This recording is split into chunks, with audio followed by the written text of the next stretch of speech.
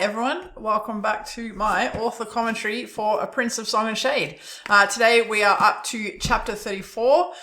This is a bit of a fun chapter. Talyn and her wolves finally head off, heading for Arater, protecting Prince Kewin and Prince Azralan along the way. We get a few new sights and sounds and smells of Mithrena, and we also get a few little interesting references or examples, I think, of Talyn's instinctive leadership ability, even though she kind of doesn't necessarily see that in herself. So let's jump in. Obviously, the first challenge that Talyn, get my words right today. The first challenge that Talyn is faced with is mounting all 60 of her wolves, none of whom have ever ridden before. Montagn has ensured that the horses didn't show up until the last minute, so Talyn had no opportunity to do any kind of training or teaching with the wolves before departure. So she's essentially faced with getting 60 men and women up onto horses and out the door and up along the road in the space of a morning. I think it's a testament to Talyn's patience as a person that she was able to manage this. Not only that, but also the wolves' kind of faith and trust in her for 60 people to be expected to do something like this on the spot. Again, it really is an example of how much they have faith in her, and for her being such an experienced elite Aimsir rider to have to be riding a different horse for a start, and then just teaching all these people how to ride when they don't know the basics must be pretty difficult. But she manages it. Of course she does, because it's Talyn, and they head off along the road and head north towards Montagn. Goodness me, I'm struggling with the words today. For Kewin and Azralan's visit to the Montagn nobles. The first day goes relatively calmly, despite the fact everyone's learning to ride, and then wake up the next morning outside the way station, and the ice plains are spread out onto the horizon ahead of them. It's Talyn's first sight of the ice plains. It's most of the wolves' first sight of the ice plains, and the team and the group certainly have a big sense of adventure.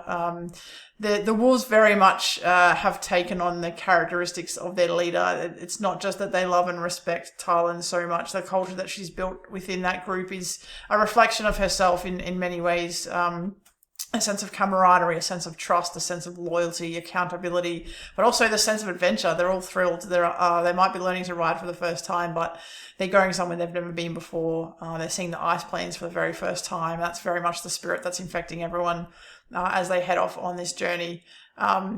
Azralan and Kewin show up, once again, being the tricksy author that I am. Azralan very much comes off as a much nicer person than his brother, a potential ally, even a potential friend. He's as ignorant and rude and arrogant and all the rest of it as most of the winged folk are, but he's also, happy just to put Talyn in charge because that makes sense, and he's fine with that.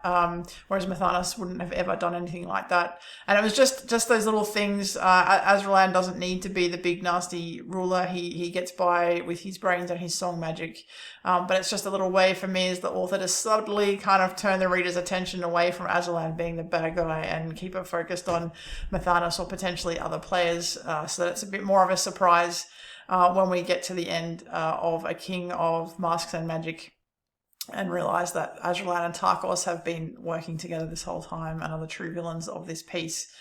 Just had that little interaction there. And then we get to the end of the second day, and Talyn realises that the two falcon details in charge of Azralan's protection have been expected to not only protect the princes during the day, fly the entire distance, but also carry everyone's shit. Tents, supplies, food, everything, blankets, all the rest of it. And again, Talyn's instinctive leadership comes out here. She immediately stands down the falcons so they can get some rest. It doesn't matter that for her entire time in Mithrena so far, almost every single falcon she's spoken to has been rude, snotty, not even looked in her direction, refused to talk to her, been rude, whatever the case may be. Her sense of fairness is immediately that, give them a break, and brings her wolves over to help set up their tents so that they can have that rest. And of course the wolves are equally happy as Talyn to be helping. Again, what I was going back to earlier in terms of the wolves being very much a reflection of Talyn herself. And it's not just that, obviously Talyn is a Doomnorix. They have a very innate, deep-seated sense of fairness and justice. That's pretty much what makes up the Doomnorix. But it's also the culture of the Twin Thrones and how they tend to treat people, how they run, how they engage and run and organize their various military units. And the thing that's kind of that comes out here again with Talyn, her instinctive leadership, the way she treats people irrespective of how they've treated her, the way her wolves do that with the falcons. This is where she kind of starts unconsciously winning the loyalty of some of the falcons when they kind of see the kind of leader she is.